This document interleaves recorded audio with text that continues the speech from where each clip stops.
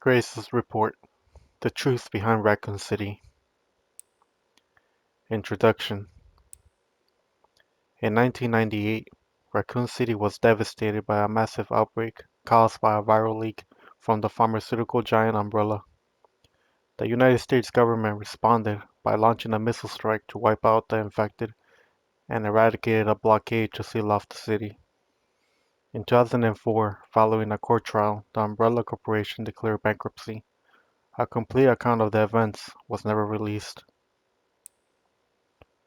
However, in October 2026, it was discovered that the city has been used as a hub for the production and trafficking of bioweapons.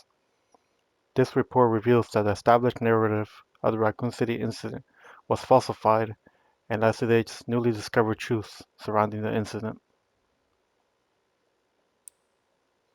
1968. To properly understand the truth, we must first go back to the beginning of it all. In 1968, Oswald E. Spencer, James Marcus, and Edward Ashford founded the Umbrella Corporation. Having witnessed the horrors of the Second World War and the dread of the Cold War, Spencer felt a sense of despair at watching the world repeat the same mistakes. He felt it was his duty to bring about a change to humanity. As stated in court records following the Raccoon City incident, his ultimate goal was to bring about the viral evolution of the human race. Thus, he relentlessly pursued virus research through illegal and inhumane means. This fact remains unchanged. 1970s. From the very beginning of Umbrella, the company faced rapid change and intense internal strife, most notably the sharp ideological divide between Spencer and Marcus. According to court records, this conflict was cited as the primary factor leading to the unusual developments which followed. In 1978, James Marcus developed the T virus, which would go on to become the cause of the subsequent outbreak. 1980s.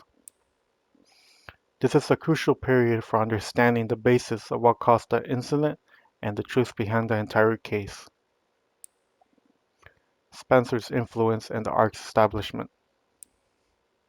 Spencer used internal politics to have Marcus demoted, observing T-virus research into a facility under his control. From then on, Umbrella began to actively research and develop bioweapons under Spencer's leadership. The underground facility, known as ARC, which was discovered during recent events, originally served as the administrative center of Umbrella's research. Several documents outlining Spencer's plan for ARC has also been discovered. Excerpt from confiscated records, Long-Term Strategic Review, 1980-04-22. ARC-Centric Integrated Research Roadmap. Step 1. Concentrated investment into Wesker's plan and the T-virus. Step 2. Establishment of ARC as a central command center. Step 3. Development of ELPIS. Step 4. Memory transfer and forced evolution.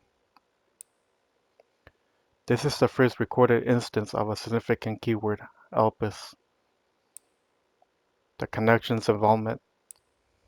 The following documents regarding Marcus' involvement were also discovered. Excerpt from confiscated records. Receipt of donation, 1986-01-38. Recipient, James Marcus. Sender, F Foundation. Amount, 30 million. This document shows a suspicious flow of funds being channeled to Marcus. Past FBI investigations revealed that the source of the funds, the F Foundation, was just one of the puppet organizations of the connections. The F Foundation no longer exists. The Connections is a criminal organization that various government agencies have been sounding the alarm against for years. This illicit group is at the heart of all of this. Evidence suggests that the Connections sought involvement with Umbrella Central operations. Additional documents belonging to the prodigy of Marcus, Brandon Bailey, have been uncovered. Excerpt from confiscated records. Telegraph log, 1988-09-96. Sender Brandon Bailey. Recipient F Foundation. Preparations are complete. I think it's time they make contact with me directly, don't you? I wait a response.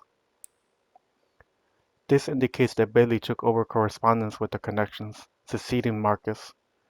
Bailey was rumored to be the founder of the Connections, but he may have only been a small cog in a large machine. We now believe that the Connections has deep roots in the criminal underworld since before the 1980s. Much about the Connections remain unknown. Spencer's Purge. In order for Spencer to obtain complete control over Umbrella, he used force to deal with any internal opposition and influential adversaries. A list of these individuals, seemingly prepared by associates of Spencer, was recently discovered. Absurd from confiscated records. Revelation list. Following the CEO's revelation protocol, measures will be taken against these individuals: Charlie Moore, Michael Kramer, James Marcus, and one was omitted. 1990s. During this period, Umbrella continued to grow and expand through ties with the government. The organization became so large that Spencer could no longer fully control it. Numerous incidents plagued Umbrella's facilities around the world as a result of poor management. Furthermore, information was being leaked to rival organizations and the connection due to moles who have infiltrated the company. Yet despite the circumstances, Spencer was able to thoroughly protect and complete his research at ARC. The research Elpis. While most records regarding Elpis were lost with the destruction of ARC, a precious few remain. Absurd from confiscated records. Spencer's message 199. Data missing. Trio Cell, HCF, the family, and Umbrella. Elpis shall bring it all to an end. They are corrupted. The only information leaked about Elpis was that it had the potential to upset the military balance of the entire world. However, a strictly managed password, known only to Spencer, was needed to access it. What is Elpis? Elpis is a powerful antiviral drug. However, this was unknown to those who sought it out. The Connections and other black market groups mistakenly thought it to be a powerful bioweapon with the potential to control human minds. This confusion likely stemmed from the fierce competition surrounding bioweapon development. It was common knowledge that Spencer, the developer of Elpis, aimed for the evolution and the control of humanity through viral technology. Completion of Elpis. Based on the data taken from confiscated records and changes in Spencer's behavior, we believe Elpis was completed around the mid-1990s. After this period, the records showed a marked decrease in the number of public statements from Spencer. A similar decrease in activity was also observed at the Raccoon City orphanage. Disturbingly, it is suspected that the children at the orphanage had long been used for Umbrella's experimentation. While Spencer frequently visited the orphanage, records indicate he stopped in the 1990s. Furthermore, the orphanage was under the research jurisdiction of William Birkin in the late 90s. Birkin turned against Spencer, ultimately leading to the leak of the T-virus. 1998, the Raccoon City incident. The T-virus leaked from the Umbrella Research Facility in Raccoon City, causing an unprecedented outbreak. In response, the government decided to launch a missile strike on the city under the pretense of containing the spread. However, this was where we've been misled. The missile strike was not launched to prevent the spread of infection. A plan was formed to disrupt the relationship between the government and Umbrella and to shift the blame for the illegal activities onto Spencer. Found records indicate that the Connections lobbied for the missile strike. Absurd from confiscated records. Access log first assembly minutes. ARC has been secured. Commence the missile strike. The blame will fall solely on Spencer. With this, Umbrella will be dismantled and will seize their assets. Their goal was the acquisition of Umbrella's assets, particularly the thing they believe will disrupt the world's military balance, Elpis. Due to Bailey's involvement, the Connections were aware of Umbrella's inner workings prior to the Raccoon City incident. This set them up to swiftly secure ARC before instructing the government to carry out the missile strike. After the Raccoon City incident, the Umbrella trials. As is well known, trials were held after the events of the Raccoon City incident. Testimony from the Raccoon City survivors, along with evidence submitted by the Global Pharmaceutical Consortium, demonstrated the scope of Umbrella's nefarious activities. Evidence against Spencer was presented at the trials by his subordinate, Albert Wesker. It is now evident that Wesker was linked to Trussell, which in turn had a strong ties to the connections. Therefore, it is highly likely there was pressure from the government and the connections during the trials. In 2004, following the outcome of the trials, Umbrella was forced into bankruptcy.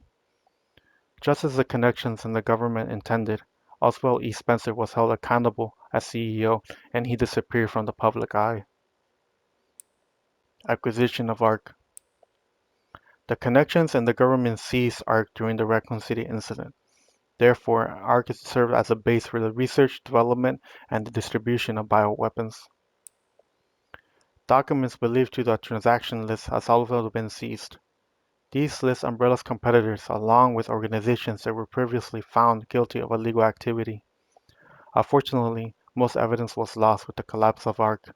Recovery efforts continue, but success is unlikely. Proliferation of bioterrorism. Following the Raccoon City incident, weaponized viruses developed by Umbrella were leaked. Subsequently, instances of bioterrorism utilizing this technology spread around the globe. In 2013, President Adam Benford was assassinated in a bioterrorist attack. Intelligence agencies report that the president wished to reveal the full truth of the Raccoon City incident. It is possible that President Benford was privy to the facts revealed in this report. Spencer's final years. Remaining records about Spencer after the dissolution of Umbrella are scarce, but a new source of information recently come to light, an interview conducted by Lisa Ashcroft. Despite being responsible for countless atrocities, Spencer shows some signs of remorse in this interview. Having lost everything, he sought atonement. While Elpis is a powerful instrument that can render viral weapons inert, it also has the potential as a panacea to be used for good. It's possible that Spencer's true motivations behind Elpis were peace and redemption. While he remained obsessed with the evolution of humanity throughout his later years, most testimonies describe him as nothing but a senile old man.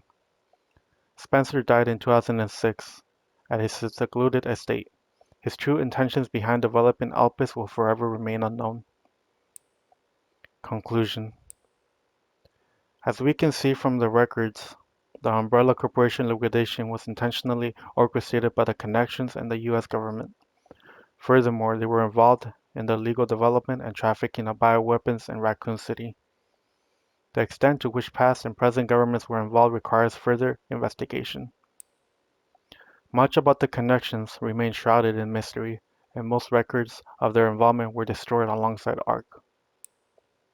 Countless lives have been lost. As government officials, we have a duty to pursue the truth. If anything, finding it will finally offer some closure to everyone who fell victim to these heinous actions. FBI Intelligence Analyst Grace Ashcroft. Like the video if you enjoyed, subscribe and hit the bell so you can be notified of future videos. Also, in the description, you can see the playlist for Resident Evil Requiem. Thank you, and I'll see you guys later.